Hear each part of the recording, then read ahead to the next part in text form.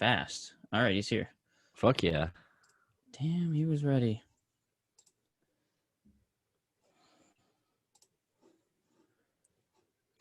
Oh my God. Oh, what up, dude? What up?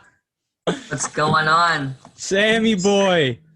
What's up, Steve? How you been, man? Good, my bro. He's rocking the break loose tee. I love it. That's right, my guy. I gotta show How we support, doing? dude. I'm doing Check good, it out. man.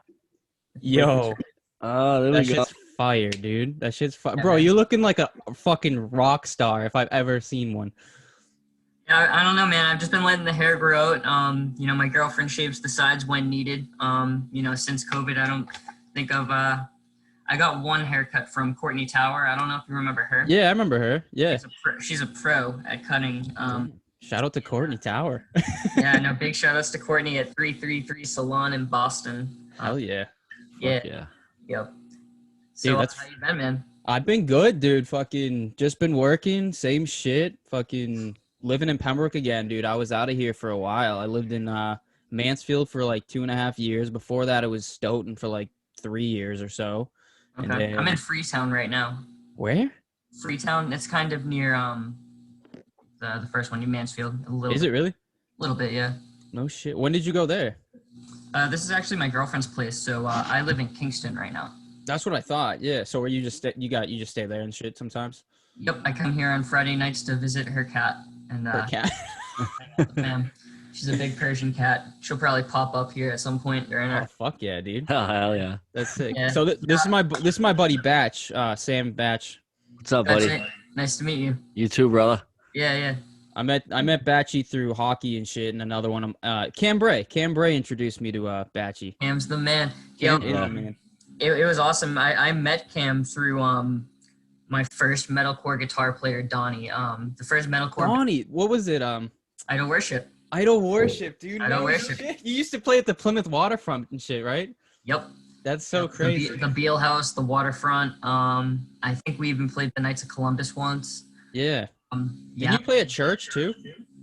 So I played the church in Pembroke Center with the band before that with Mark King. That band was called The Phase.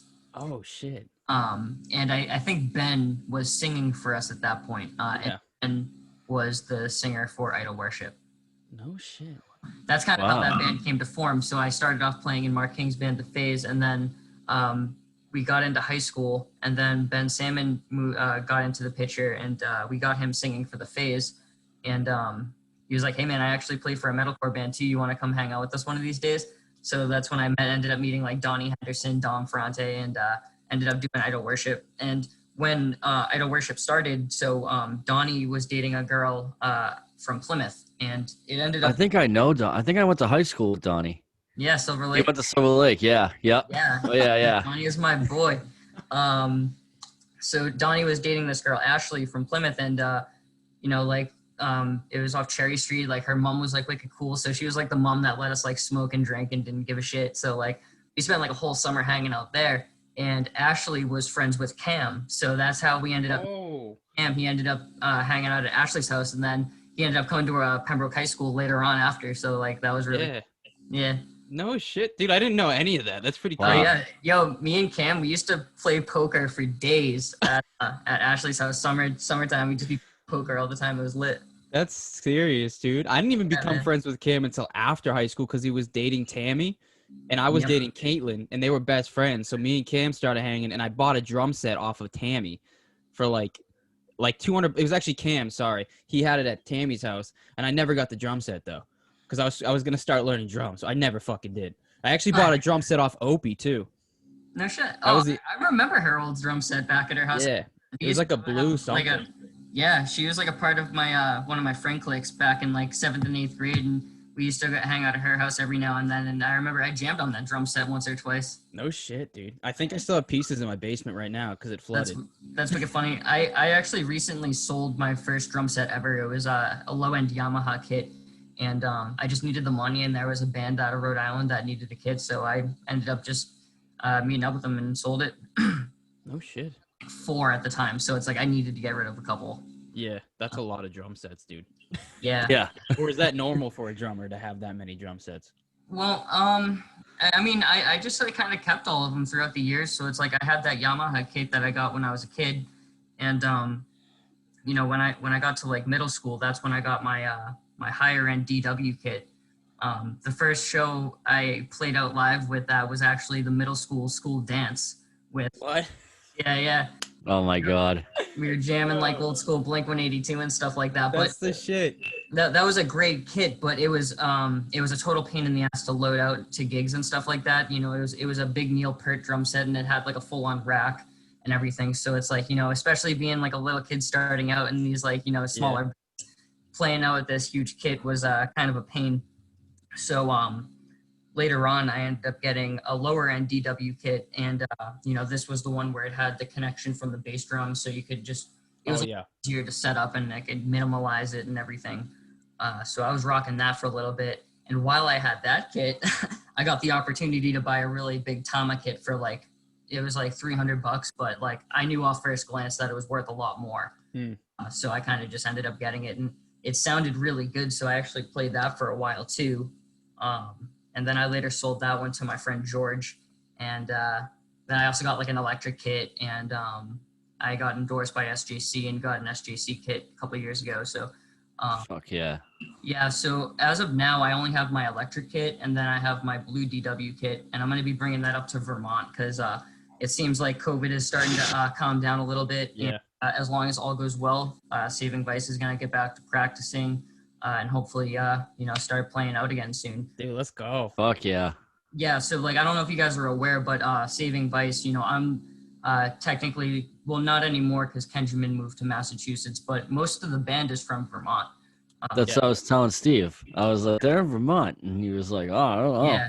Yeah. So Tyler, Chase, and Robbie, they all grew up in Vermont. And Robbie actually recently moved to New York, but it's right on the Vermont line. Okay. And we're going to be meeting up at his place to practice more often, most often. And so instead of lugging my kit back and forth every single practice, it makes a lot more sense to just leave the blue kit at his place. And, I got the SJC at my crib. That's dope. That's Hell dope, yeah. dude. Yeah, and plus Robbie's been getting into recording artists as well. He started Hell Here Studios. So it's going to be cool. I can give him a drum set and like kind of show him the ropes on that, and he can start recording actual drummers there. So Oh shit. so That's for awesome. everyone, Yeah. That's so sick. So how did you get into Saving Vice? How did that all come together? So I first came across Saving Vice. I was living in Pembroke at the time, and I remember it was just a random day of the week. I didn't have work. I was just kind of hanging out. It was raining upstairs. I just remember this little shit. I was going through my Facebook news feed, and I saw a sponsored ad that, it was a picture of Tyler holding the microphone, screaming, and he just looked like it brought me back to like 2007. I was like, this guy's look freaking badass. So I saw it was an ad that they were playing Warped Tour, and I never heard of the band before. So I kind of just like, I just did my thing, and I checked out a couple of their tunes. At the time, all they had released was Exhale. They just dropped the Exhale music video. So I checked that out, and I thought they were really cool. And, I was on their Facebook, and I saw that, where it shows each band member, there was no slot for the drummer. Mm-hmm. And I later found out, just recently let their previous drummer go. So, it was just really good timing, I guess. And I was friends with Chase on Facebook, so I kind of just messaged him. And I ended up setting up a call with Robbie, the guitar player. He was actually playing bass at first, and we had two other guitar players. Oh shit. A long story in itself. But anyway, I talked with Robbie for a couple hours on the phone. We were just going over different artists I like, like my history of playing in a band. And it was funny because, I look a lot younger than a 29-year-old male. Yeah, dude. I still look like I'm in high school, so I'm on the phone with him, and he's like, so dude, how's this going to work? Like, don't you have like high school and shit? And I'm like, bro, I'm like, let's get real. I'm like 26 now. But anyway, so Colder Than Dark wasn't released yet. So when I was doing the audition, they sent me the unreleased tracks of Colder Than Dark. So Okay. I got to hear them before anyone else, and I was like so impressed with these tunes. Like Hell Here was out of this world, and I was a huge fan of Euthanasia and Black Ice. So I learned those three songs. Oh, yeah. and I just sent them like a quick video of me playing them. You know, it was just like off an iPhone. I think I had my dad record them. Yeah. And you know, they liked my video audition, so we ended up setting up an actual audition at Cody's house in Pepperell, Mass, which is like right on the New Hampshire border. So I just went down there and hung out for the day, and you know, we just hit it off. So I think after the first jam session, you know, I left and like you know, they discussed like with Ashley, the manager, and stuff, how I did, and they were clearly happy with me and had me come back. And after the second audition, they were like, you know, we're about to drop this EP and we have a lot of shows planned, like Warped Tour and stuff. So they were like, are you down to be our drummer? And that was basically how that came to be. Yeah. Damn. That's fucking sick, dude. The That's beauty of awesome. social media. Yeah, no shit. Yeah, before we were me and Batch, we were talking, I don't know if it was yesterday or today. And I was just like, yeah, I was talking about you, just like describing you. I was like, oh, he's covered in tattoos. He's a shorter dude. He looks like he's 13. I was like, dude, there's something with like you and Opie just never aged. Like there's two people that from our school that just never aged. You look, that's a good thing though, but like, Yeah. bro, Yeah, for sure. on another hand, bro, you were meant to do this 100%, bro. I remember you drumming since forever. We used to jam out at your shed, be like you, Nick Silva, Chris Stone, in that shed behind your house, dude. Yeah, the I studio. remember going there the studio, bro, up the hill. I remember going there a couple times, and it was just like, bro, I was just like, this kid's incredible. And it was just like, I remember you took some time off, and then I remember you like posting one day, like just like, I'm getting back to my roots. And then after that, it was just like progression. And then now you're in this fucking band that's like absolutely. Yeah, man. It's been a wild ride, you know. You know, the studio is where it all started, though. Literally, it's where it all started. You know, jamming with Idol Worship, and when Idol Worship broke up is when I kind of took that break, and wasn't playing actively in bands. But during that time, I got like any person that was like a regular in the studio, they became a boss at whatever instrument they ended up learning. You know, like Yeah, dude. my buddy Derek slaying bass within like 6 months, and we were just doing straight like Lamb of God tracks for like Hell yeah. you know, it's put any Lamb of God song in front of me, I can still slay it just from all the jamming we did in the studio. That's so sick. But yeah, Awesome. when you bring up that post, that would have been around like 2012 when you know, I ended up coming across Blacklight Sunrise. Mm-hmm. That was a band out of Kingston that I played for, and I came across them in 2012. I got in touch with them through another local band that I hung out with back in the Idol Worship days, and that's when I got into Blacklight. And ever since I was in that band, like I've just, you know, I left that band and was already was already in another one, and like I never really got any break. I'd just go from one band to the next. And yeah, that's all just led me up to Saving Vice, and it's been a friggin' wild ride. I'll tell you that. Yeah, no shit, dude. For sure. Dude, yeah, fucking, Yeah. I'm proud of you, man. It's been Oh yeah, dude. fun to watch you get where you're at, man. And dude, do you remember the band's Mind Fed Violence? Mind Fed Violence. Yes. They used to play with another band back in like the Kingston, Plymouth area. Yes. There was Cold Reed. They were the best. Yes, that's fucking right. Oh shit, they did like the Halloween. I still have that CD from like the Halloween thing. I remember me, Matt Foy, just a bunch of the squad would just go to all those. Zach Nastasia, we would all go rep those shows, bro. That's right. Yeah. There was another band too. That Zach was a big. Started with an H. It started with an H. I had the shirt. I forget what it was. It's gonna piss me off. I gotta hit him up. Yeah, for real. But you know what I'm talking about. Yeah, dude. Yeah, no, I do. Yeah, those guys were really talented too. But yeah, Cold Reed was a great band. And What happened to them? no, but I actually ended up joining a band after Blacklight Sunrise. I left and joined a band called High Point, and Mark Allen from Cold Reed was the vocalist of that group. No shit. That was a very short-lived band, but it was talented, a talented group for sure. It was like a 7-piece band, and we were like totally gent. I don't know if you know the venue. It was Michael's. It was in Plymouth, No. on the Kingston Plymouth line. It's Los Jefes now. It's like a Mexican place now, but it was a small venue, and we played our first show there, and it was the night of the Plymouth fireworks. So you know, right before our set is when the fireworks were done, so everyone was leaving and just migrating to Yo. show because like, you know, they just saw. That's sick. So like we ended up playing like a sold out show at Michael's for our first show, And yeah, that band was a trip. We played some really heavy stuff. All of it's on YouTube. I can link you up with that after this call for sure. Yeah, I want everything you can give me. Like send me whatever, dude. I'll throw that in the yeah. link for everybody to look up. For sure. Fucking, I don't know if you think have a link DaCosta tree or was at that something. show. No way, dude. You still talk to the boys? Like, you talk to Foy, DaCosta, any of those guys still? I shot Foy a text the other day. Me and him keep in touch. It's funny because I hit up Mike DaCosta not even like 2 weeks ago, and I was like, man, I wish I had those old Idol Worship tracks. Well, he just sends me one of them. He's like, I got them. I'm like, bro. Of course he does. Out of all the Yeah. people, he's gonna have that and probably like the old. That's game. what I love about Mike DaCosta. He saves that sentimental stuff. He does, dude. He's gonna have the old Game Boy too.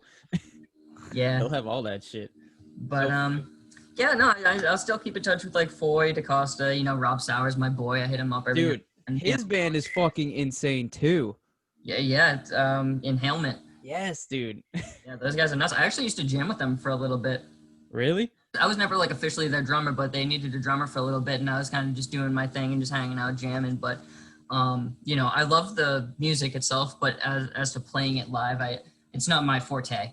Yeah. Like more of the slower breakdowns and stuff like that. But yeah, no, they're a great band, and I love what they're doing.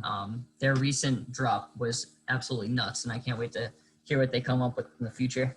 Yeah, that's fucking. I'm gonna have to talk to him. Last time I saw him was like I think in the end of the summer. We were driving on the highway together, and fucking he started beeping at me, and I was like, no fucking way, that's Rob Sauer, because I just moved back to Pembroke. Yeah, he's the fucking man, bro. I love that kid. I used to see him at all the Bruins games with Alex Zadrozny and shit. Yeah, he's good. Yeah, they're good people. Good shit, man. So you guys dropped the 2020 album Hello There, and that shit was ridiculous. Thanks. Absolutely ridiculous. I mean, I remember when it dropped, me and Cam, because me and Cam play hockey together. I don't know if you know that. Yeah, So we like once a week we like would meet up, and every week I remember when you guys dropped it, and Cam was just like, bro, and I was like, bro, that shit slaps, bro. And then I know I'm transitioning to something different here, but dude, the music videos, how long do those make? Because they're so fucking sick. Thanks. Yeah, no, we love doing the music videos. I mean, it changes. Like, you know, for instance, the music video for Black Ice, you know, the acting shots were they were shot a separate day. So like, you know, there's been music videos that have taken a couple days to film. Whereas, you know, for instance, our longest music video for the Binary EP, the Simulation and the Spire, we banged that out, like, you know, footage wise, we did that in one day.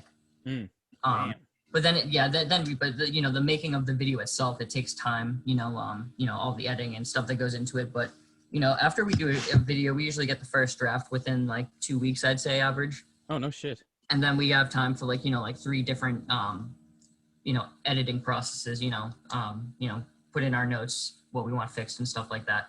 Fuck yeah. I love getting into that because, like, you know, I love getting nitty gritty into the details of the video. So it's like, you know, they'll get mad at me, but I'll, like, you know, certain like 1 second clips be like, so switch this one with this one, but you know, it ends up coming out well at the end. So That's I killer. like to think I'm pretty good at that. Dude, before we like right before we I sent you the chat. I said I told Batchy to go look up Black Ice, the acoustic version. Oh, dude, fucking killer. Yeah, tell him, bro. Holy He was freaking fuck, out. Dude, that was so fucking sick. Like, you obviously know Sleeping with Sirens. Yeah. Like, dude, I was like, because I didn't have like the video up, I just like had the phone sitting, whatever, and I was just listening. You thought. And I was like, what? I was like, when did you get Kellen Quinn in this fucking thing? Yeah, that's funny. That's actually his name is Alex Pasabay, and he is the for the band Dosatia. They are very talented. Yeah. My girl, like, I sent her a screenshot of it, and she was like, "Yeah, he's from that band I told you about like 6 months ago." And I was like, "Fuck." Yeah, no, I love that song. That video was actually recorded. Tyler's parts. That was recorded while he was doing the vocals for the Hello There record. Holy shit. And they were going for a walk, and they're like, "Oh, this is a cool place to shoot our music video portion." Dude, So, yeah. Oh wow. Yeah, so they did that there. Yeah, and they're harmonizing at the end together, bro. Oh, it's Yeah. crazy. Out of this fucking world. Yeah. I love every acoustic song Saving Vice drops, but I think that one takes the cake. It's gotta, bro. It's gotta. Yeah, that's a really good song. And then you guys were playing I Matter Festival, right? Oh yeah. Yep. Or is that like, is that gonna happen again? Oh yeah, of course it'll happen again. We played I Matter for the first time in 2018, and that was a cool year. That was my first year going, and it was a lot more. It was different. So the first year we went there, we were one of the opening acts. So we got there and we were on stage probably by like 11 o'clock in the morning, and it was cool because we showed up with our whole merch tent and like everything we had to sell, and only 3 other people did that. It was August Burns Red, our homies and rivals who we just did a weekender with leading up to I Matter, so we were already kicking it with those guys for the whole weekend, and Born Dead Clothing, who Saving Vice is endorsed by. Mm-hmm.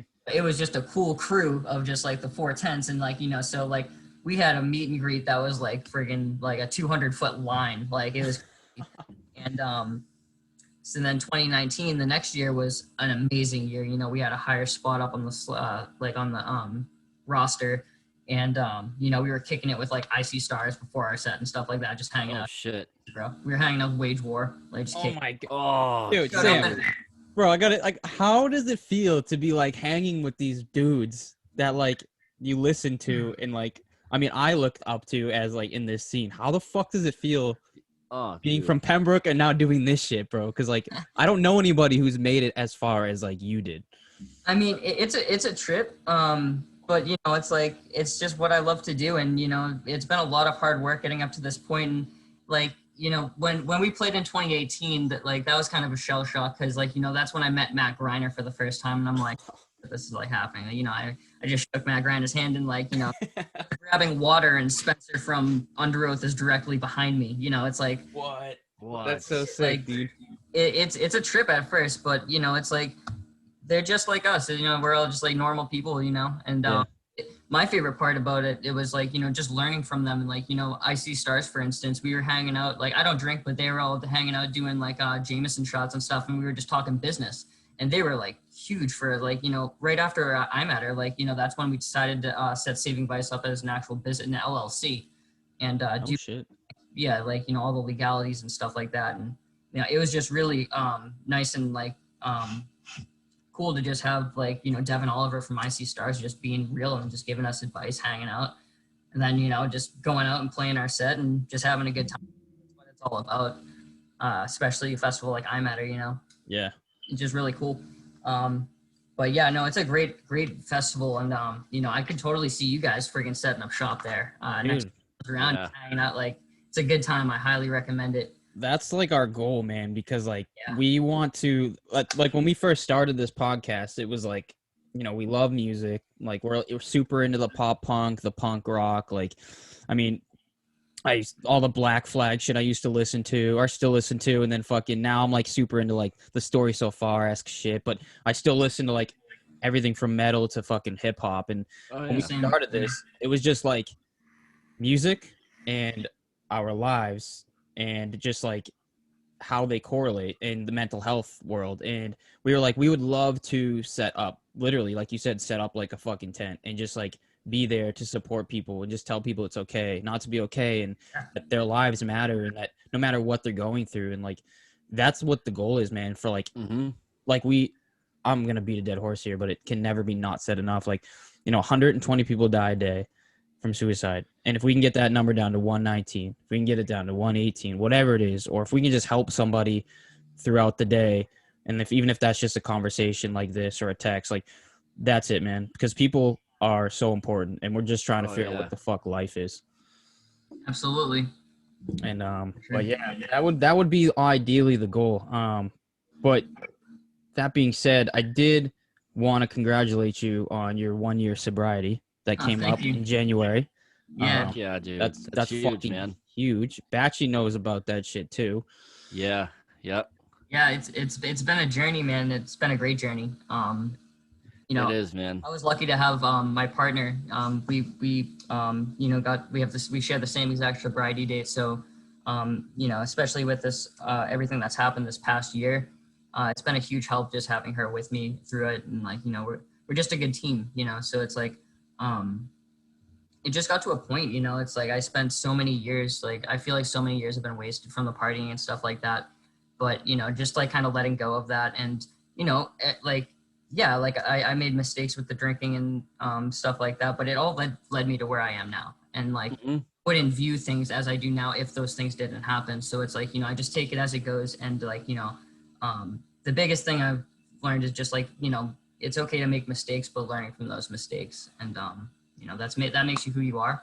And, Yep. you know, I'm feeling better than ever today, you know, both physically and mentally, you know, but it just comes to a point, you know, you just gotta, if anyone's struggling with it, so like, it just comes to a point where you need to like want to not party more than you want to party. And like, it comes with a lot of things. It's like, I had to cut off a lot of relationships I had with people. You know, I tried it. Like I've probably tried getting sober good, you know, 10, 20 times. Like, you know, Yeah. Oh yeah, dude. where it was like a one-time thing. It was years of work and falling down and getting back up.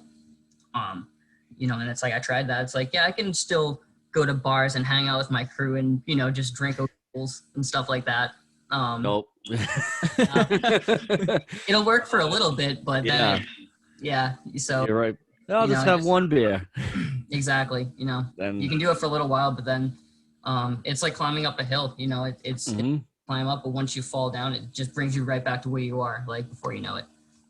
And that's with anything, you know. I'm working on quitting cigarettes right now, and you know, that's hard in itself, but it's weird to see. It's like, you know, I can do like a day where it'll be like, you know, one cigarette, but then like a couple of days later, you know, I'll be put in a situation where I'm around us, like, you know, my father smokes, for instance, so it's like when I'm around him, it's harder to not smoke, you know what I mean? So it's like, it's easier, it's wicked easy to slip things up. So it's like, you know, you gotta really just put the mind over matter and you know, just, you know, take a look at yourself and, you know, be like, is this what I want?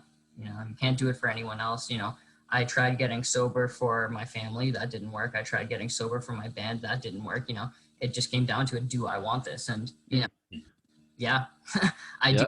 It took a little while, but, you know, yeah, we doing good, but we just taking it one day at a time. And, you know, I think AA is huge too. I did it for a while.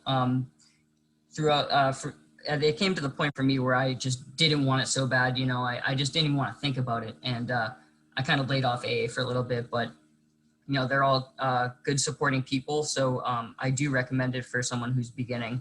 And, you know, I already hit a year, and like, you know, 2 weeks ago, I was like, you know what, I haven't seen my crew at AA in a while. So I just took a ride over and I said my highs and, you know, things. So, you know, it's cool, you know. If I'm ever in the area, the Pembroke Center meeting's my favorite on Sunday mornings. A lot of people in there, just hang out and drink coffee. So, yeah. That's it. Yep. Share war stories and drink coffee. Yeah, I don't know. But the thing I don't like about AA sometimes that I noticed from going, like I feel like some people glamorize it a little too much. You know, it is always like, you know, nice to like hear people, like you want to hear, like everyone's real in there. That's what I love the most about it. And, you know, I feel like some people do glamorize it sometimes, you know, everyone's real. And, you know, it's good to hear the stories. And as for me, it's like, you know, usually they read through the book and they'll pick a chapter and like they'll discuss, you know, a topic of that related to them. And I like put it like when I speak, I like trying to talk more about what I learned from it and how I move forward from it instead of like the problem in itself. I like to talk about, you know, how I came out of it and what I do to cope with it. And I think that's more beneficial for me personally, you know, but yeah. Well, that's all that matters, right? If it works, it's a good place with good people. And like for anyone listening and stuff, you know, AA is like wicked cool. Whereas like, you know, they have certain meetings for everyone. If you want to just go to a straight up young people meeting, they have young people meetings. You know, they have guys only meetings, girls only meetings and stuff. So, you know, you can find all that just by going on Google. So, yeah. Yeah. Hell yeah, man. That's awesome. I'm happy for you, dude. That's great. Fucking sick, dude. That's and it's great too with Saving Vice because basically everyone in the band is sober now. So wow, that's awesome. I was a little worrisome at first going on tour because, you know, Saving Vice used to party a lot, you know. Yeah, hell yeah. but it's not the case anymore, and that's cool. So it's like, I'm not worried about going on tour and I'm not worried about temptation as much, knowing that nobody else is gonna be partying and stuff, So Right. That's yeah, awesome, dude. yeah, man. That's fucking sick, dude. That's like, yeah, That's great.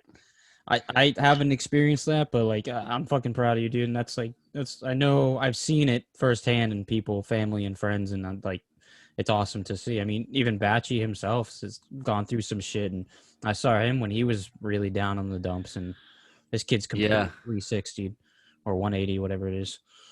Oh yeah. Yep. I think I met Steve when I was probably at my worst with when I was at my worst with the booze. Yeah. What was your preferred drink? It started with beer, and then I found vodka Red Bull. The vodka Red Bulls? Yeah, then I found Jägermeister, and it was like basically I'd like start with beer and then move on to like the hard shit as the night went on. Yeah. And it just once the vodka Red Bull came out, it would just spiral out of control, and then getting blow and fucking. I was gonna say, then you're calling your dealer. Yeah, and then making a phone call, and fucking the wheels are off the rails at that point, man. So it always comes to the point, just the one sip that's like, all right, you gotta call my guy. No, that's basically how I was too. I was a big beer drinker. I loved the Bud Lights, and I came across the Vegas bombs at the Lucky Dog one night back. Oh, Lucky Dog, dude! Oh man, the dog. That was my thing for a few years too. Only at they only made them good at the Lucky Dog for some reason though. If I went anywhere else and tried to get them, they would be horrible. But yeah. Well, dude, the fucking bad times, good times, but I'm glad they're over with. Same. I had enough of them. Yeah, for real.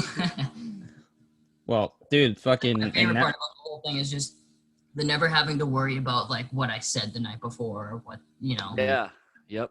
Yeah, that's the best part. Not like waking up early with a clear head and stuff, man. Yeah, no more hangovers. It's fucking because I was going to work, getting up for work at like 4. Sometimes I wouldn't even get up. I would just be fucking going right from. You just be up. Yeah, just going, still hammered. And like, nope, I've been there, man. Yeah, so that's like my favorite part of like not having to feel that way in the morning, like not in that fog all day long, and then. Yeah, man, it's not a way to live. No way. I don't miss it. That's for sure. No, yeah. It's funny though. Speaking of Rob Sauer, he used to call me the champion though. Like me and him would go at it drinking all night, and you'd be waking up like all hungover. I'd be already up and at it, like, all right, what we doing today? I did. And I got to a point I was like, no, Jesus. hangovers. Dude, yeah. Rob Sauer is an animal, dude. I remember going to you remember the club Throde? I never went, but yeah. Okay.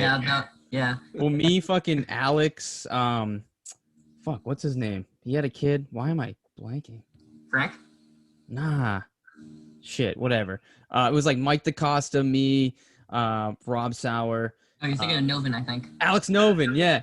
So all 4 of us would go to the club, and I remember one night we're looking over, and like Rob's on the. Maybe I shouldn't say this, but I'm gonna say it anyways. We can cut it out. I'll cut it out. I'll ask him if it's cool. But we're on the floor at this it's like a thong underwear night at the club, and I actually just talked about this with another band. But I look over, and Rob's having sex with this girl on the middle of the fucking club floor. That's my boy. And yeah, dude. Oh, and then we leave, and then he gets lost in the city, and we can't fucking find him. And we're trying to get back to the parking garage so we can leave. Dude, I had some crazy nights. And then we used to drive to fucking school. We used to go to Canton, Massasoit. And that kid, we used to have we'd spit bars the whole rides to the school. And it was just the funnest time. I love that dude. He'd put boogers on the seat. It was a weird fucking fun experience. Yep. But yeah, dude, fucking. Back in the day, Rob would have thrown us all under the table. Yeah. Yeah, dude. I remember. I'll tell a quick story too. We were at middle school. I think it was 7th or 8th grade. I don't remember. But we were at lunch and we're sitting down, and we're sitting there, and he's up getting his lunch, and fucking Ricky Driscoll hucks a fucking massive loogie on the table, and Rob Sauer comes over. He's wearing his trip pants, fucking sees the loogie, but he thinks it's like mayonnaise or something. And he just fucking comes over and licks the thing up. It was fucking fucking the nastiest shit I've ever seen, dude. Yeah, we all started gagging and we told him and he was like freaking the fuck out. It was so funny. One of my favorite things about Rob is he just like he's an animal, dude. Yeah, those trip. I wish I had those trip pants. He gave them to someone. I think. Actually, no. I was thinking of Foy. Foy gave his old school like punk shorts to Rob. That's what it was. Yeah, dude. It was like Nick Silva with the trip pants, Rob with the trip pants, and Foy with the fucking punk pants, like the casualty style. Yep. Dude, I freaking love those things. It's funny because I actually bought my first pair of trip pants ever, like 2 months ago. But they're like the skinny jean version. They're not the baggy ones there. I thought that was pretty cool. Dude. I was never bold enough to get the big baggy ones in high school, but I had a pair of those. But about 3 or 4 years ago, I was living in Hull, and I went into this like, I'm going back to my punk stage. Like I started knitting my fucking like my denim vest with all my fucking like patches and shit. And then I ended up buying one of like the pants Foy has. It was a split blue and red checkered fucking skinny. Nice. And I was like, fuck. Nice. I think I wore them twice, and I was like, all right, I still have them, but that's hype. I love them. They're so comfy too. They are comfy and they don't feel too tight, which is kind of weird because they're supposed to. Yeah. But speaking of clothing, dude, you got one of the sickest, most comfortable. I'm blowing smoke right now, but you got some of the sickest shit, bro. Your Break Loose clothing line. Yeah. Just tell me, man. Like, when did this start? How did it start? What's going on with it? Well, the idea of it came in back in 2017, and I was playing for a group called Sick Vita. They're out of Lakeville, and they were another band that I found online. And I was playing with them for a while, and I was working at a local Zoomies. And when I was working there, I started coming across all these different brands that I had never seen before, but I thought were really cool. I saw brands like Sketchy Tank and like Lurking Class, and I thought they were cool. And I was thinking because they were cool, but I saw that I could there were things that I could I thought would look better if tweaked, and that kind of gave me the first initial inspiration. I could maybe make my own clothing, and at the same time I recently had gotten into modeling. I got into the Instagram and the modeling aspects of it and building a brand, and so I've always been into fashion and stuff, especially with being in the band and stuff. You have to look cool for a photo shoot and stuff, obviously. So it's it's just something I've always been passionate about. And I don't know. I just kind of decided I was I'm gonna give it a go and just kind of see what happens. So I just had a couple T-shirts made up, and it was funny. So I came up with Break Loose, and I got the first 2 T-shirts designed. The first one, my original logo, it was like a heart, and then it was connected to an hourglass. Oh shit. Because the brand itself at the time represented mostly putting your heart into your time, obviously. So I was like, oh, that's cool. I could just do a heart and an hourglass, just kind of a basic concept, but it came out pretty cool. And so that was one T-shirt design I made, and then I made another one, which was the witch design, the Fly Till I Die. Yeah. So I came up with that one, and when I got the T-shirts, I picked up my buddy, and we ended up going to the Lucky Dog, and I sold out of all the first batch of them that night. I got the whole entire there's a good 50 people at the Lucky Dog, and by the end of the night, every single one of them was wearing a Break Loose T-shirt. Yeah, that's sick. That's so sick. I was like, oh, I can totally do this fashion, So I did that for a little while, and it was fun, just learning how to grow a business and stuff like that. But then I came across Saving Vice, and I was so blown away by their music. I just wanted to put all of my chips into that basket and just kill it with those guys. Running one business is tough in itself, but doing that plus being a full-time drummer for a band that's that just dropped a huge EP and was doing so much touring when I joined. So I kind of stopped with the fashion for a little bit. I kept the Instagram and I was bumping it up. I still had some merchandise, so I was giving it to influencers and new homies and stuff that I was meeting through the music scene. And I was just doing that for a while. And after we after we finished recording Hello There in 2019, I had a little more off time. So that's when I was like, all right, let's get this business back going. So that's when I came up with the resurrection launch idea. And, I just worked behind the scenes for a little bit. I wanted to like relearn the Facebook algorithms and, how everything worked online, because I took a little break from it. And so that in itself was a big learning process, and it was fun nonetheless. But it was a big learning process, how to market it correctly. Mm-hmm. So I spent a lot of time doing that. And then 2020 came along, and we dropped the album, and that was sick. And I had my launch planned. Like, I already had all the merchandise for the Resurrection drop. I had that in hand by like February, but I already knew that it was gonna be a summer drop. That's what I wanted to do, the initial summer drop. So I had everything tucked away, and we dropped the album, and that was very successful. We did the album release show, and that was great. And then COVID happened, which obviously changed everything. So, we had a lot of plans. We were going to be at Break Loose was going to be at iMatter 2020, for instance. And like, yeah, so that got cut short. So it's been a big learning process on becoming an online brand, like strictly an online brand. Yeah. But nonetheless, it's been a great time. I've been working with a lot of awesome graphic designers. I have some really cool merch that's going to be coming out within the next couple months. But yeah, it's just been great. Like, just making clothes and just meeting new people and just connecting. That's what it's all about, is just connecting with new people and, getting people to wear your merch and, just having fun. Oh, yeah. I think it's a cool brand with a great concept, and, I'm just going to keep watering it, man. I have a lot of things that I'm doing right now besides the clothing line, But yeah, it's just something I'm passionate about, and I'm just going to keep trucking with it. And, if I stop having fun with it, I'll just stop the line, but I'm having a blast with it right now. So it's not going anywhere for a while. Hell yeah. That's awesome to hear, man. And that's like kind of like me and Batch are on that same page of like just the connection. I mean, dude, Batch, like, how are you feeling with like, we met Calling All Captains, we're going to talking to Chief States, we just got a few other bands we were talking to. Like, how do you feel about all that, dude? Dude, it's like fucking absolute. It's like mind blowing. Like, we've talked about it a few times, man. Like, this like little podcasts, like we never would have talked to any of these bands without this. And like for them to hit us up is like even crazier, because we were like thinking. I think I was talking to Steve, and I was like, "Yo, we're gonna have to like be all over these guys like every week, like hitting them up, trying to get them to come on, and like they're coming to us." And I'm like, "This is fucking crazy, dude."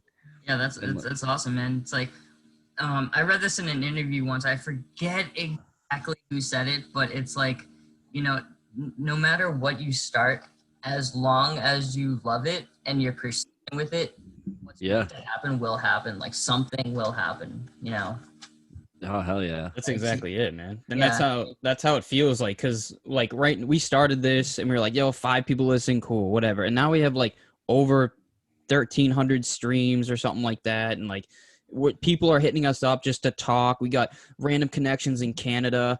You Calling All Captains has already told us like when they're down here, we're hanging out. Like, just like the small support, the big support. Marcel and Blue Jacket Tattoos, like just these, and out of nowhere, I don't even know how we got connected with half these people, but it's like the community is like all love, and it's like the support is insane, man. No, it's awesome, man. Just doing what you love. It's just how to do it, man. That is, bro. That is, man. That's dope about the Break Loose shit, dude. Like, I fuck with it, man. I remember when you dropped that shit with Rob on the fucking big bearded this shirt. Like, dude, that hooked me in. I was like, that sexy motherfucker. That was such a fun day. It couldn't have worked out more perfect too. Like, I wanted to do it at the waterfront because that's where I was living at the time, and so it's like I was scoping out all these different areas for like a month in advance, and everything just went so smooth that day. It's like I had everything just like set up to a perfect schedule. Like, just like we were gonna go, like we went to one spot and then we all like drove over to a separate spot, and this was in the middle of COVID. So like we had to like, make sure everyone was like, socially distancing and stuff like that. So everything ended up just like working out just like perfectly. And, it was supposed to like rain that day, but it ended up being like mad sunny and like, it was dope, dude. The pictures came out the whole thing came out fucking sick. Yeah, no. So Ian Urquhart, he is Saving Vice's photographer, and he's done a lot of video work for us too. Like he's done the binary video, for instance. Oh hell yeah. Very talented, yeah. We had the pleasure of working with him, and his girlfriend Lisa is a great photographer. So she was taking all the pictures, and he was doing all the videos. So it's like, Oh shit. yeah, it was wicked That's dope. sailing, and yeah, it was just a fun day, just walking around the waterfront, hanging out with the homies. That's what it looked like. It just looked like Courtney fun. Tower, her boyfriend Kenny, he's the man. They had their dog and stuff. I think there's like one clip in the video where you can see them walking the pup, which was pretty cool. We had JoJo up in there. Yeah, Dude, yeah, that's fucking that was sick, a fun dude. squad, man. That was a fun squad, yeah. That's awesome, man. Now that I think of it, it's like we had it cut into sections. I had like a day group and then a night group. So like the day Oh, started, shit. like like the local homies like Rob, Courtney, and JoJo, and then at the end of the night is when like Kenjamin and his buddy Kyle came down, and their friend Nixie and stuff, and like my homies Morgan and Anthony, they were there. It was just fun. It was a fun July day, and we got some awesome content out of it. Yeah, it was a good time. That's awesome, man. Yeah, and I like how much quality and time you put into designing, because I remember seeing a post when you were like talking about like how much you wanted these to be comfortable, fit right. Like you wanted the people who were buying them to like if you were gonna wear it, how you'd want it to be. And I remember you making a post like saying something like that. And like when I got the shirt, I was just like, oh, he definitely did, because sometimes you get those shirts that are like scratchy on the inside. And I've washed this thing 100 times. It's not fading. It's like good quality. I know it's hard to find. That brand of those t-shirts, those are Bella Canvas, and I love that brand. I think they're like top 3 for sure. The first t-shirts I made, the ones that I sold at the Lucky Dog, those were next level, and those are also another brand I like a lot. But the ones you're talking about, like the boxy ones that are like scratchy and stuff, like I get a lot of I've heard a lot of bad things about Gildan, for instance. I have Gildan shirts, and like I think their sweatshirts are amazing. I love their sweatshirts, but I know what you mean with like the boxiness of their t-shirts and stuff. So I'm always learning about there's a lot of different wholesale brands too, so it's like it's hard to like decide sometimes, because it's like you don't want to spend too much on a wholesale tee, but like you also spend too little, so it's like it's hard balancing it out. But it's another thing that I enjoy is just finding new brands to like test out and work with.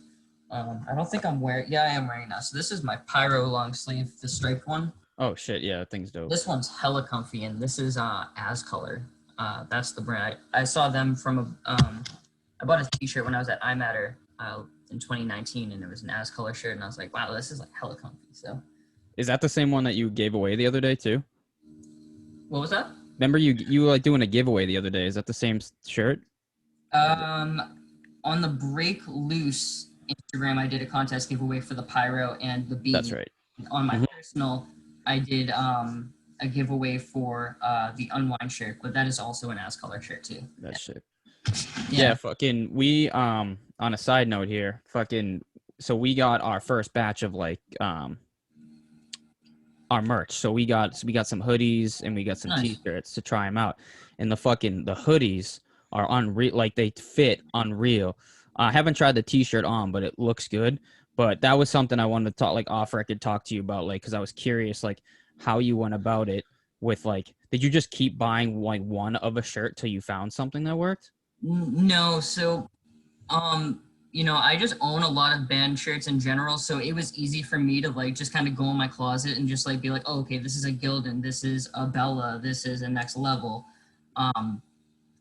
But no, with getting like the sample shirts, any company I've worked with, unless you're getting like 1,000 t-shirts, it's kind of a pain in the ass for them to do the samples. Mm-hmm. So I've kind of just I've solidified on exactly what I wanted from like the dimensions of the size of my print and everything beforehand. And then, just got the product and, luckily, knock on wood, everything has come back perfectly fine so far. That's dope. But yeah, no, I think Chase, my vocalist who owns his own clothing line, I think he gets the samples, and it is ultimately probably the smarter route to go. But I just know the people I'm working with, and I just trust their work, and they haven't let me down yet. So, but if you ever have any questions on different kinds of wholesale brands and like recommendations, I'd be more than happy to answer. Like off the bat, I think the best sweatshirts out there in the game right now are the independent, I think 500s. Independent Co. Those things are mint. All right, I'm writing that down. Yeah, those are some really nice. Those are the ones that Saving Vice uses, and yeah, it's a really really comfy sweatshirt. Word. I Yeah, appreciate not too that, man. heavy, not too soft, not too light. Yeah, Yeah, that's Word. sick, dude. and Fuck like I yeah. was saying, everyone talks shit about Gildan, but I think their hoodies are mint. Yeah, the ones Yeah, we the got, hoodies are nice. the hoodies we got, Batcher, I think are pretty sure are Gildan. Yeah, no, the Gildan hoodies are no joke. Like, Do you Cause I, have one to show them? people can hate on Gildan all they want, but I'll rep their oh sweatshirt. yeah, let me go grab one. I'll show you. You guys can talk a shit for a second. Cool. Hell yeah. Yep. So what town are you from, homie? I grew up in Halifax, and Okay. I just moved up to Lynn 2 years ago, like right around when I was getting sober. Nice. I had to bounce, get out of there, like you said. Yeah. You know what I mean? Yeah, I didn't hang out too much in Halifax, but that was like my dad's like second home when he was growing up. I don't know Yeah, if Watermans, yeah. but I'm friends with like the whole Waterman family. Amanda and stuff, because I went to high school with Amanda. Yep. Yeah. Good Ryan, shit. my boy Chad, Ashley, yeah, I'm friends with Hell all. yeah. Yeah. Word. Fuck yeah, dude. That's dope. Let me make sure these are fucking. No, these are. I don't even know what this is. Jersey's Nubland. Let me see. Fucking. So this is the hoodie. Oh, you guys got what? No, oh, those are sick. Yeah. Nice, dude. Yeah, dude. And then the brand. I don't know if you can see this. Probably not. I can send you a picture later. Oh, jerseys. Yeah, I've never used those before, but I heard they're dope. Yeah, pretty. Dude, it's fucking comfy, man. And then this is the black one. Same thing, just black. Nice. Yeah, I'm gonna have to snag one of those. Dude, yeah, I was. yeah. Dude, when you're I like the white one, but if I get one, I'll just get a ketchup stain on it within a day. That's what we were saying. The white one pops, bro. Shit's fucking tight, but like, Yeah. it's too fresh. And this is just the shirt, Nice. a little dark. And this is Gildan. This shirt is Gildan. So, Hell yeah. but yeah, dude. When you're around, you said you're in Kingston. Fucking dude. When next time you're around the area, just hit me up, dude. I want to meet up, throw you some free shit, and Right on, I'll bro. just throw that shit over. We got bracelets, stickers, throw you a Hell shirt yeah. and shit, and we're placing Nice. an order. We got I think we only got what, 5 hoodies, and then like 5 shirts or something like that for the test runs, and we're gonna see how those go, and then we're putting an order in within like I don't know a couple weeks or shit because we're about to drop on Instagram. Like that, put in your orders and shit, and we're gonna try it out and see how it works because we got people who already know about this that want some. So fuck yeah, dude. Cool. Well, So- if you have any questions on like setting up that stuff, like on your website or anything like that, it can be a little bit of a pain sometimes. So I'm pretty good at that stuff. So if you guys ever need any help with that, feel free to just hit me up, and I'd be more than happy to. Yeah, I was gonna ask you. Now when we're like just doing this, do you recommend like asking individual people for like an order, or just ordering like 30 of them and then like a bunch of different sizes and then just saying we got a bunch? Well, there's a bunch of different things you can do. So if you want to get merch in hand, I would talk to your printing guy, and like the more T-shirts you get, the cheaper they're going to be. Yeah. Mhm. So, but you at the same time, as for me personally with Break Loose, like when I first started out, like the first couple batches I got, luckily I was at the Lucky Dog that night and sold out. I got a little too excited with that one, and then I got another 50, but then I ended up sitting on those for a long time. So starting out, it's just a testing thing. You just don't want to buy too many, but you don't want to buy too little. So Right. I think a good medium for people starting out is to get like 30 to 50 shirts, and then just it depends on your audience too. Your audience might be more apt to get like larger size shirts, whereas like Break Loose like sells a lot more smalls and stuff. Mhm. It's a learning thing, especially starting out. So I'd probably start with 30 to 50 shirts, and just like mix the sizes and just kind of see which ones sell more, and you'll just be able to I don't know what website you guys use, but like I use Shopify for instance, and like that gives you all the analytics and all the details on like what people are buying and stuff like that. So it's really easy to see what people are buying and what people aren't buying. What's it called again, Sam? Shopify? Yeah, so my online store, I use Shopify, but there's also like Squarespace for instance that Dave Price uses. Mhm. So it varies on what your brand is. Where I'm strictly clothing, I think Shopify works better. but for Saving Vice, where it's like, we have merch, but we also have a bunch of other things. Fuck yeah. Yeah. That Squarespace works better for that. Cool. Word, word. I appreciate all that, dude. Yeah, thanks, man. Yeah. Appreciate it. And like I said, it's just like have fun with it, and just test the waters and see what you're doing. And a lot of other brands as well, like some people prefer doing the print on demand. So that's where you guys will never like actually physically hold your shirt unless you buy it. But Oh, that's like Redbubble, right? yes, yeah, just like that. Word. I know a couple people that do that, and they have a blast. Saving Vice used to do that, and it was cool because we were able to do like we could have done like 30 different shirts a month if we wanted to. Like our merch game was That's sick. portion because we kept making these new designs, and it was really cool. But with print on demand, you don't make as much back as you would just doing it on your own. True. Right. The pros and cons to all of it. It just depends on what you want to do and what you want to get out of it. Hell yeah, man. Well, thanks, bro. Appreciate that. Yeah, for sure. Hell yeah. Yeah, no, it's fun, man. It's a big learning process, but it's fun nonetheless. Yeah, we're having a blast, dude. Like literally, like that's all. Yeah, Every man. time something happens, I'm like fucking calling Batch, or he's calling me. Like I was like, bro, the order came in. He's like, Yeah, dude. Just like, getting your first batch of merch and like opening up and just like, what? yeah, dude, it was sick. And then like showing our friends, like close people, and they're like, yeah, Yeah. that's fucking sick. It was just like, and then like talking, like we did an interview calling all captains like fucking 2 weeks ago, and it was like, Yeah. they were like, I mean, they didn't see it, but like just the transition from talking to them and like buying their merch, like it's just fun, dude. It's just so fucking fun, dude. Yeah, The whole I starting love- process. Yeah, I like, with bands and stuff, I love supporting bands. So it's like I'm always buying different shirts. Like I came across this group called Wargasm the other day, and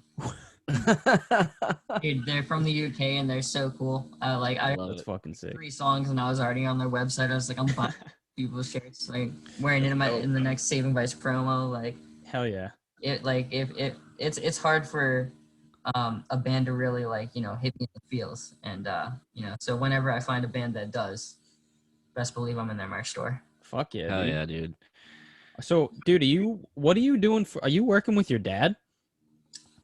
So yeah, I install kitchens as a day job too. So my schedule is pretty crazy. So That's what I was curious about, because every time like you'll be snapping and like you'll post something online of like you in a truck, and then next thing you're like posting a new like drum set in your basement or wherever you are, and then the next thing it's like you're doing like 17 different things, bro. Yeah. So so I do my day job installing kitchens. That's usually Monday through Friday. I recently got back into going to karate regularly. I've been doing karate like my whole entire life, and me and my girlfriend recently got signed back up to doing that, and I decided that I really want to take it to the next level. So I've really been dedicating a lot of my time to doing karate, and I'm actually handling all of the social media for my sensei now. Oh wow. So I actually Nice. recently just got him a crazy photo shoot and a video shoot that Oh, that's should be fucking getting soon. sick, So I'm dude. excited That's for that. So it's like 4 or 5 days out of the week I'm doing kitchens. I usually get home by 5 on Mondays. I go straight from work right to the dojo, and then I'm there until like 9. And then Tuesdays when I'm home from work, that's kind of my more off. So I do more of like my break loose and Saving Vice stuff on Tuesdays, and then Wednesdays back at the dojo and doing the kitchen stuff, and then Thursdays I dedicate mostly to learning more about like social media marketing and stuff.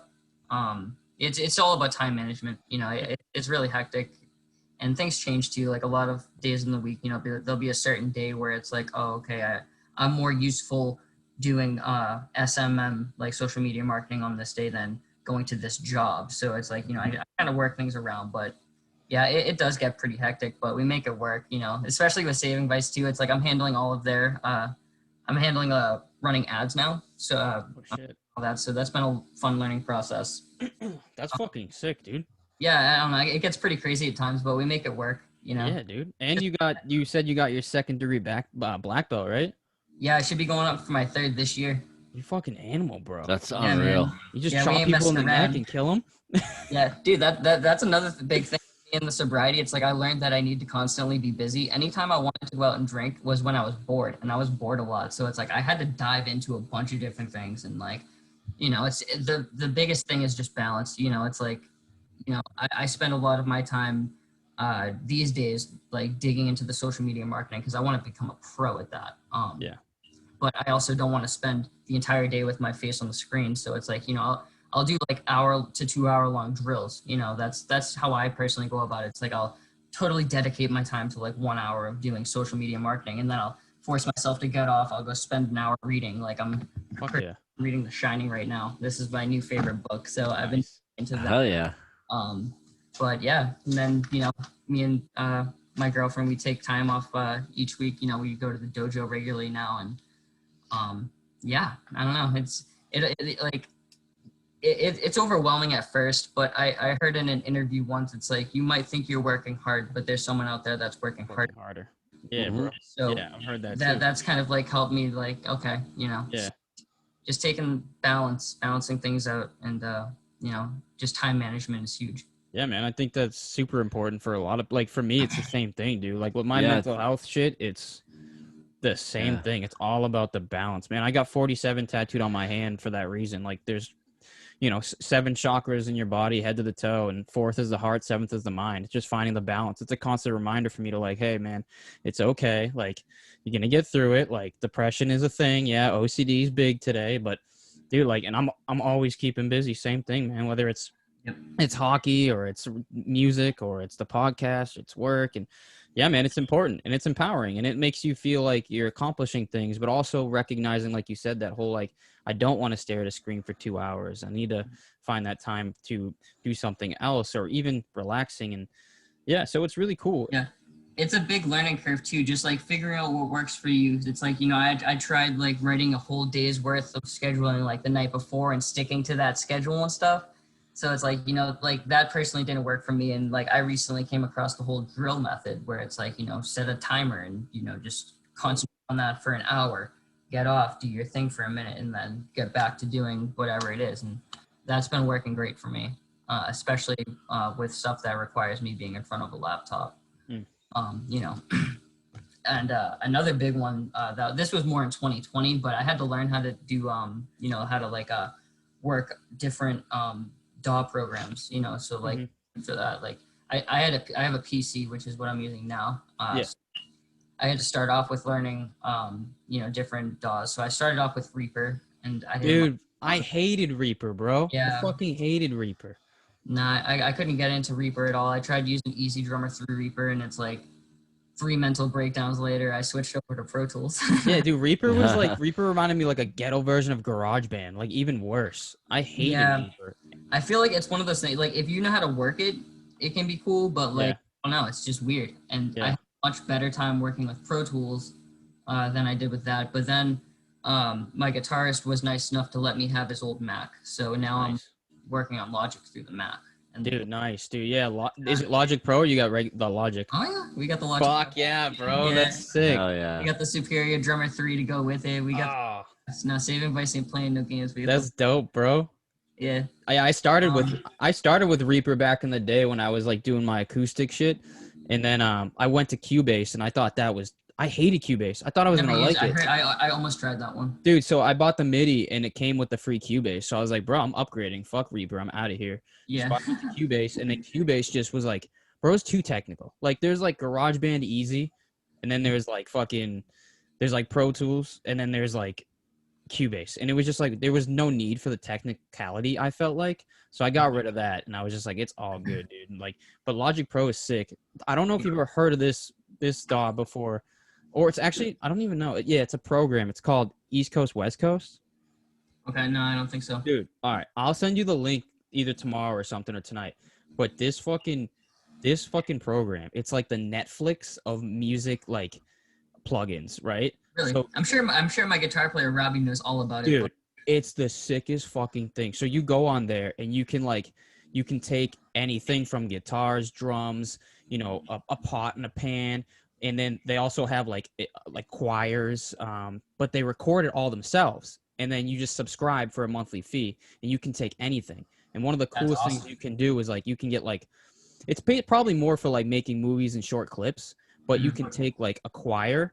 You can do church choir with boys church choir, and then you can type what you want them to say, and it's not like automated like like robot voice. It's legit, dude. So like Oh, the beginning man. of the song, if you're looking for like a heavy metal breakdown with like some like oh I don't know, you can put like I don't know, man. I'm saying it kind That's of awesome. shitty, but I know. Yeah, no, I know what you're talking about. That's freaking sick. No, definitely send me that because I'm actually really interested in. yeah, I'm gonna write it down because I won't Yeah. remember. But yeah, no, I definitely found that Logic is my favorite out of all of those, and you know, I know how to work MIDI at this point, but my one of my goals right now is to so as I was saying, I have an electric kit, and I'm working on getting I'm working on setting it up whereas I can connect my electric drum set to my Mac and Logic, and you know, it's like I can connect up Superior Drummer and then play the electric kit and have it transfer to Superior Drummer. Fuck yeah. So I'm working on that now, and it's a bummer because I have an Alesis drum kit, and I'm not a fan of Alesis. You know, when I first got the kit, it was cool for what it can do, but I've been like torn on getting a Roland electric kit lately. That's sick.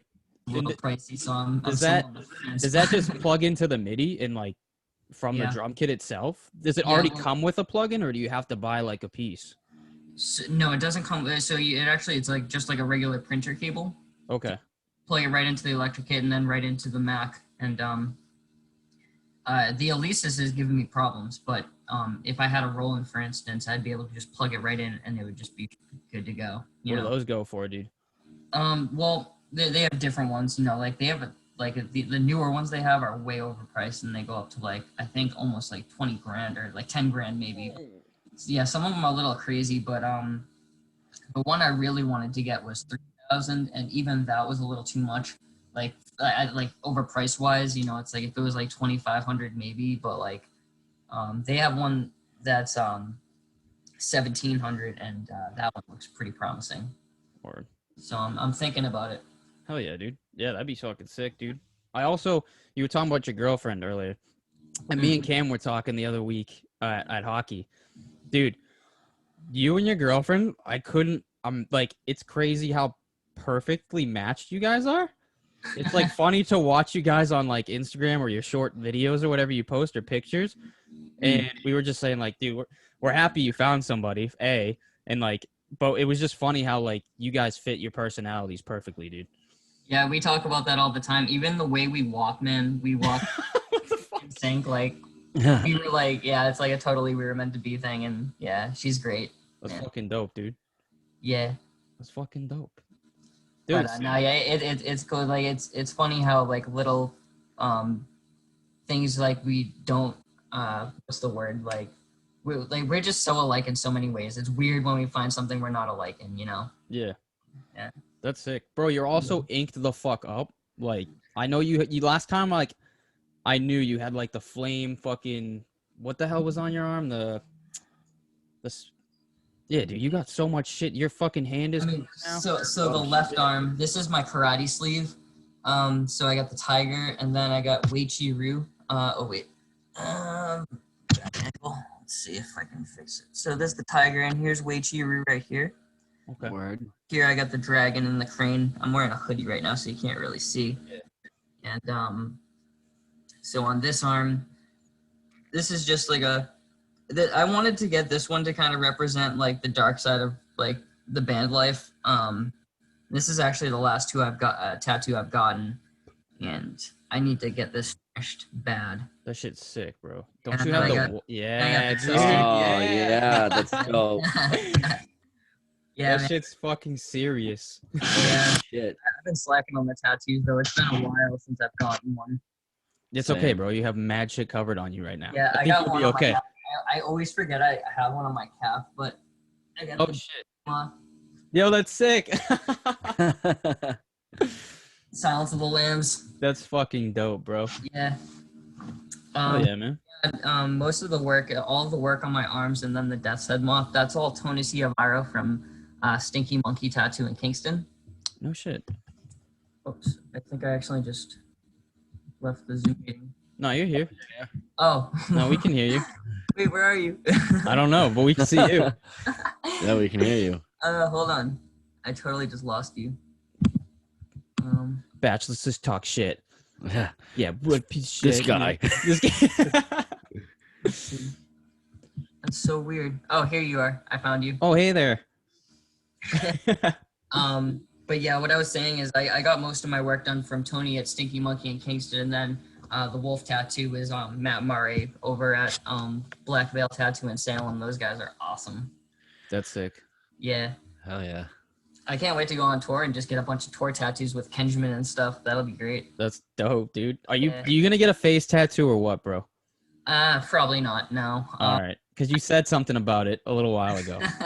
Yeah, I mean, the thought has definitely gone through my head a few times. Like, I'd probably get like a temple tat, like something down here, like Yeah. you know, something subtle, maybe like a subtle one under my eye or something. But like, Yeah. I don't think I'm gonna do anything too crazy. If I was younger, I would. You know, It's like, yeah, younger Sam fucking I'm would have done gonna it. be hitting 30 soon, and like, I don't know, if I feel the need to, if like the circumstances come up and like I'm there and I'm like, oh, like this is perfect, I want to do it, yeah, like for sure. But I'm not like thinking like, you know, I'm definitely gonna do this. You know, I'm more True. concentrated on finishing up my chest. I definitely want a neck tattoo. I can see you with the neck. Yeah, I'm gonna get a full on neck tattoo, get all the chest and stomach covered. I need a bunch of work. Rob was giving me shit about that the last time I saw him. He's like, you got legs tatted up, boy. Yeah, Rob's covered too, man. Yeah, he's got more tattoos than I do. Yeah, I was surprised to see how covered he was too, man. I'm like, fuck, man. I Oh my gotta, god! I gotta I saw catch an up. Instagram story from him like a couple weeks ago, and he was getting his neck and chest done. It's like a UFO alien type theme. I love that, dude. Freaking sick, yeah. That's so sick, bro. Yeah. Yeah. The latest one I got is this like fucking bear on my arm. Nice. I gotta finish it though. It's not done. That's sick. All the way into my fucking pit, dude. And then speaking of that idea you had, do you see this shit? That's a heart, an eye, and an hourglass, bro. There you go. That's like what you were talking about earlier. I was like, I gotta mention that to that dude. That's funny. Yours looks a lot more cooler, like with the actual real looking heart. Mine was just like the base It's just like Valentine's Day heart. a notebook heart. Yeah. And then Batchy's got a lot of he goes and sees his girl down in Plymouth. Yeah. He's I this go dude. see Erica, Generation 1. I gotta take the fucking. In got all Plymouth, that. Massachusetts. Yeah, Plymouth, Mass. Yeah, I was living in Plymouth for a while. yeah. She's right on Quote Street. Okay. Do you know Jeff Bullock lives in Plymouth? Yeah, I bumped into him a couple months ago. Yeah, I see him. Then. We skated down in Plymouth like 2-3 months ago or something like that. Yeah, Jeff's the man. Actually, his little brother Max is Max is. he goes Sorry, go ahead, to as I do. I haven't seen him in a little bit, but yeah, he's big in there. dude. He's the shit. Like Yeah, Max I is worked the at the man. Posh Wash with him. That's how I met him when I was like 21. Yeah, Max is good people. Yeah. They both are. Fuck yeah, Hell dude. yeah. Yeah. Dude, Bat, show him what you got, because you got all that American tradition. I got like I go like all. So I got that, Yeah. and then I got the pen right there, and then I got. This is gonna be. also dark as fuck in your room. Nice. That's sick. I love that one. What I've been thinking about a lot lately, it's like That one turn on. this is way down the line in the future. It probably won't ever happen, but I just keep thinking about blacking out at least one of my arms and then doing full on white ink. Yeah. Yo. Oh, that would be kind of sick, actually. Fuck, that would be kind of dope. Yeah. Like I was thinking like for like off the top of my head, like Saving Vice Track the Black Briar. Just black just get a bunch of thorns just going up my entire arm. Dude, that's It's the like, sickest man. music video, by the way. I love that music That is video. the sickest. Then they're putting like paint on your eyes or whatever. Yeah, the fuck those are that is. the twins. Yeah, those are my homies, dude. Fucking sick, dude. Yeah, that I met them through like Instagram when I was mentioning how I started my modeling career. Like I met them on Instagram while I was doing that. I like, you know, at the time I was really into the you know, old school witchy like creepy drawings, and they were like the best artists ever. That's sick. So I like met them through their art, and like, you know, I have a bunch of their stuff in my room and stuff, and then yeah, so you know, we were just friends and stuff, and then I joined Saving Vice, and on one of our like we do a weekly band call, so like on every like Sunday we're on a call for at least like 2 hours just discussing everything Oh shit. the next week and stuff. Yeah, we don't play. So during one of these calls we were talking about what we wanted for our album cover, and during the call, Tyler mentioned, he's like, well, I envision like, two girls looking through like window, just like creepy vibes. And I was just like, I'm going to hit up the twins. And Yo. I didn't even tell the guys. And I reached out to Julie and Joanna, and they were totally for it. So like 3 days later, they sent me the what would end up being the album cover. And I was just like, hey guys, check this out. Yeah, that's sick, dude. Yeah. It's Yeah. so nasty. That's sick, bro. They actually recently dropped their own music project. They're called the Satin Puppets. And dude, they dropped their first single, and Alternative Press premiered it. Like, What? Really? Yo, that's big, bro. Yeah, Wow, That's big. shit. They got like 2 singles. They already have like almost 20,000 monthly listeners. Like, they're killing What the it. fuck, bro? Damn, dude. Yeah, they're awesome. They're like the Shit. most wholesome people ever too. Like, they're That's wicked. sick. They're vegetarian, and like they're just like, yeah, vegan. I'm sorry. So they're just wicked down to earth, and like, like they make the best food and stuff. They made us like tofu and like tea and stuff like that. They're awesome. Like, That's can't- fucking cool. the travel restrictions lay off, because we'd love to go like visit them in California and just like hang out. Yeah, that's fucking sick, dude. Yeah. That's so sick. No, we're definitely gonna collab with them at some point. Like, the twins will definitely be in another Saving Vice song down the line. Yo, that's so sick, dude. I Yeah. look forward to that That's shit, unreal. bro. Yeah. Fuck yeah, man. Damn, Mhm. bro. Damn, you sound like you're doing really good, bro. I love seeing you smile, man. It's good to see. It's really, Yeah, I man. love seeing people I used to like hang with, just people in general, but the boys, and like, it's good to see, man. You seem really well, dude. I'm happy as fuck for you. I'm Thanks, fucking, dude. I appreciate you coming on and talking, dude. Like, No, I appreciate you guys having me for sure. This has been a blast. Oh, hell yeah, man. It's fucking Anytime, great. dude. So, I'll drop the link where people can check out Break Loose, Saving Vice shit. Is there anything you want to like fucking end this on? Anything you want to talk about or like, plug real quick? Yeah, shout out to the boys in Saving Vice. And shout out to all the fans. And like I was saying, with anybody struggling with alcoholism, for instance, it's totally cool to talk to someone. AA meetings are everywhere. Some people don't like them, but there are plenty of other ways you can go about finding a better path. And I wish the best for all of you, and thanks for listening. Damn. That Oh, was yeah, well dude. said. That was dope. We'll fucking end it on that note, Sammy. It's been a fucking beautiful night. That was good, dude.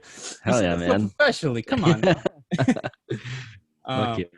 Hey Sam, are we allowed to use any of your music snippets or anything for the pod? Absolutely, bro. Use whatever you want, man. All right, because I want to play a song at the end, like a full song. What song you want me to play? Pick one. Pick one. Let's do some Nerve Damage. Oh, that's a good Fuck fucking yeah. song, dude. Hell That's yeah. cool. It's a little counterintuitive of what I was saying about sobriety. Yeah, dude. Whatever. It's kind of true.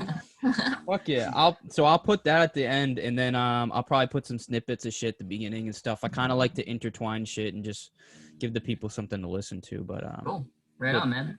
Sweet. Well, otherwise, fucking hit me up when you're in the area, dude. Absolutely. Yeah, we all gotta hang out one of these days. I know. Fuck yeah. And then we'll do this in person.